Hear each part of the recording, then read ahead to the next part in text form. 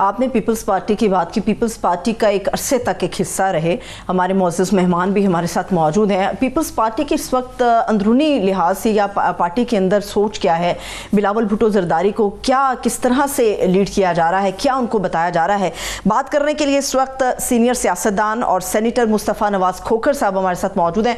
Sir, बेहद शुक्रिया आपके कीमती वक्त के लिए। जी आमिर जी मुस्तफ़ा, आप भी हमारी तरह पीपल्स पार्टी के साथ मुंसलिक रहे।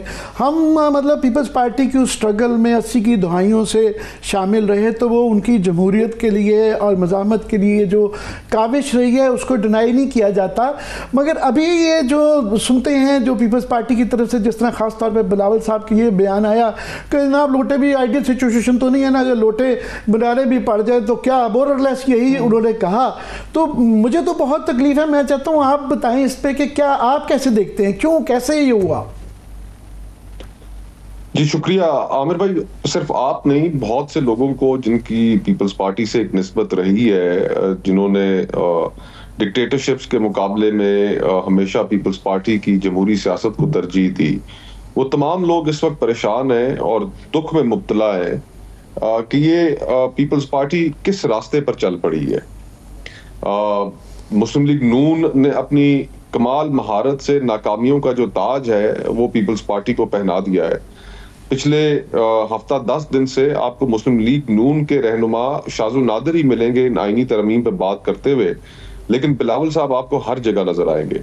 तो मुझे तो इस हिकमत अमली की बिल्कुल समझ नहीं आई कि ये क्यों ऐसा किया जा रहा है। और फिर आपने जो जिक्र किया कि इस हद तक कह दिया कि रेनेगेट वोट्स लेकर हम इस आईनी तरमीम को करा लेंगे।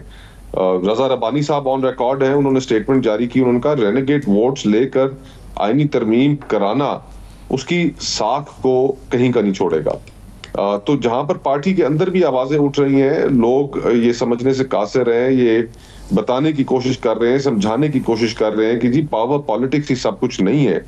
आपकी जमात की एक 60 साल से ऊपर की तारीख है और उस तारीख में पाकिस्तान पीपल्स पार्टी हमेशा ये कॉन्वर्सेशन कम से कम उनके लिए अहम थी, जमहूरी असूलों की, ह्यूमन राइट्स की।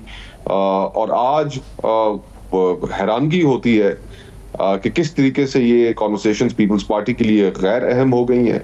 और जिस मुसव्वदे का आप जिक्र कर रहे थे अपने इब्तिदाइये में, हैरत हुई कि अगर आर्टिकल 8 के अंदर अमेंडमेंट की बात आ जाए, किसी भी शहरी का मिलिट्री ट्रायल करने की बात आ जाए, तो पीपल्स पार्टी किस तरह वो मसवदा लेकर किसी जमात के पास जा सकती है और कह सकती है, for that matter any so called democratic party, कि जी इसमें तरमीम कर ली जाए। पीपल्स पार्टी तो इस इंसानी हकूक के हवाले से जो लेजिस्लेशंस हैं, जो हमारे आइन के अंदर गारंटीज हैं, उनकी मुहाफ़िज़ समझी जाती है।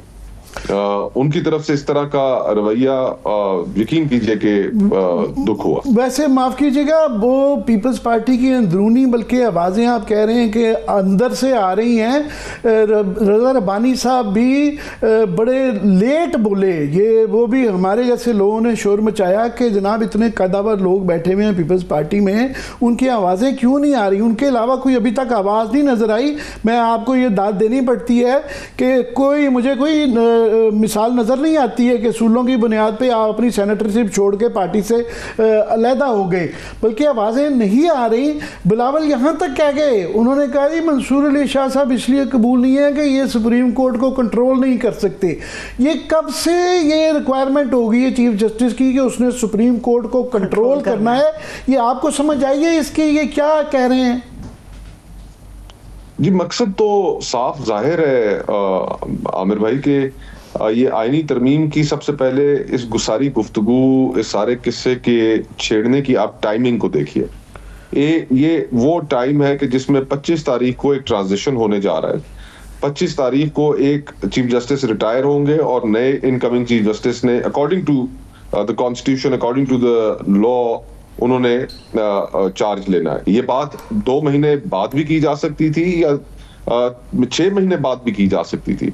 और फिर जो सबसे अहम बात है आमिर भाई, कि मैं इस्लामाबाद हाई कोर्ट में एक रिट लेकर गया हूँ और वहां पर मैंने ये कोर्ट के सामने इस्तदा रखी है कि ये इस इस हकीकत से, इस बात से कोई इनकार नहीं कर सकता कि पार्लियामेंट का काम है आइन साजी, पार्लियामेंट का काम है कानून साजी। लेकिन हम बतौर शहरी पाकिस्तान के ये जानने का हक तो महफूज रखते हैं कि जो कानून साजी या आइन साजी की जा रही है वो है क्या, उसका ड्राफ्ट तो कोई सामने आना चाहिए। यहाँ पर तो लोगों को बिठा दिया गया कि 1 घंटे के अंदर हम उनसे ये लेजिस्लेशन पास करा लें, दोनों हाउसेस से सारे प्रोसेस को वायलेट कर लें और उसी रात जो प्रेसिडेंट है वो उसके ऊपर दस्तखत करके उसको आइन का हिस्सा बना दे। तो जब 18वीं तरमीम हुई थी उस वक्त भी कंसल्टेशन का एक ऐसा ब्रॉडर प्रोसेस था कि जिसमें अवामुन नास को भी ये मौका दिया गया था कि वो अगर अपनी कोई तजवीज और राय देना चाहते हैं, 1 महीने का टाइम रखा गया था। अखबारात के अंदर इश्तिहार दिए गए थे कि वो आकर अपनी तजवीज भी दे सकते हैं और बजरिया खतूत भी दे सकते हैं। तो जो कंसल्टेटिव प्रोसेस है वो तो बिल्कुल ही खत्म कर दिया गया है।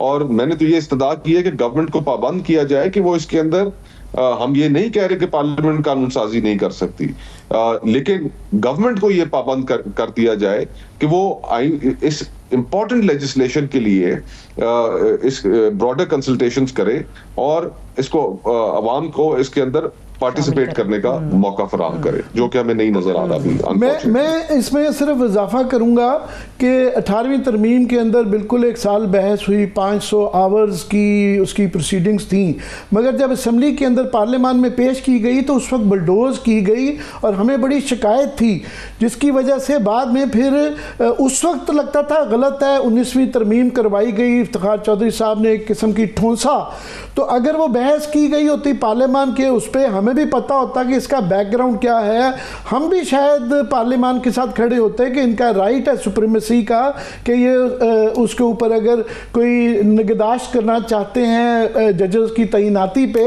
खैर अब तो कॉन्टेक्स्ट ही बदल गया है कि अभी पार्लियामान को देते वक्त वो डर लगता है, मगर वो उसकी वजह से वो उस वक्त बुलडोज किया गया और मुश्किलात बाद में इम्प्लीमेंटेशन के अंदर आई, क्योंकि ये नहीं था पता कि इन तमाम शिकों के पीछे बैकग्राउंड क्या था। एनीवे, मगर आज की उसमें जो ख्वाजा आसिफ साहब ने, उन्होंने तो JUI की मेहरबानी है कि वो खड़े हुए हैं, मगर उन्होंने लगता है इंतज़ाम कर लिया है। उन्होंने साफ कहा है कि जनाब उनको डर ये है कि ये 8 फरवरी के इलेक्शन के डब्बे ना खुल जाएं अगर ये कंट्रोल ना की गई अदालत को, तो वो चाहे बाय हुक और क्रुक मखसूस नशिस्तों का फैसला तब्दील कराएंगे, जो मर्जी करेंगे, वो तो करने पे तुले हुए हैं।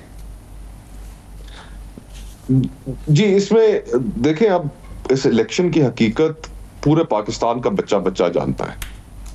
अब उस इलेक्शन के ऊपर आप उस लिड को कितनी देर तक बरकरार रख सकेंगे? इस वक्त हुकूमत जो मौजूद है वो पब्लिक सैंक्शन, पब्लिक विल उसके बगैर है। हुकूमत के पास इखलाकी बरतरी नहीं है, क्योंकि पूरे पाकिस्तान को ये पता है कि ये जिस तरीके से इलेक्शन जीत के इनको बिठाया गया है और ये मजीद इस तरह चल नहीं पाएगा, हो नहीं सकता। झूठ की बुनियाद पर आप जो मर्जी इमारत खड़ी करें, आखिरकार उसने जमीन बोस होना ही होना है। ये कुदरत के कवानीन है, ये ज्यादा अरसा नहीं चल पाएंगे। और मैं तो हैरान हूं कि अब उसको चलाने के लिए ये मजीद जो कॉम्प्लिकेशंस क्रिएट कर रहे हैं, आइन के अंदर तरमीमें करना, सुप्रीम कोर्ट को उसके विंग्स को क्लिप करना, ये पूरे प्रोसेस को मीनिंगलेस कर रहे हैं। पूरी रियासत के स्ट्रक्चर्स के साथ खेलना शुरू हो गए। और आमिर भाई, इस वक्त फ्रैंकली देखें 60% पाकिस्तान में जो स्टेट की जो रिट है वो इस वक्त तकरीबन कोलैप्स कर चुकी है। आप 60% पाकिस्तान में रात के वक्त शाम ढले के बाद बाहर नहीं निकल सकते।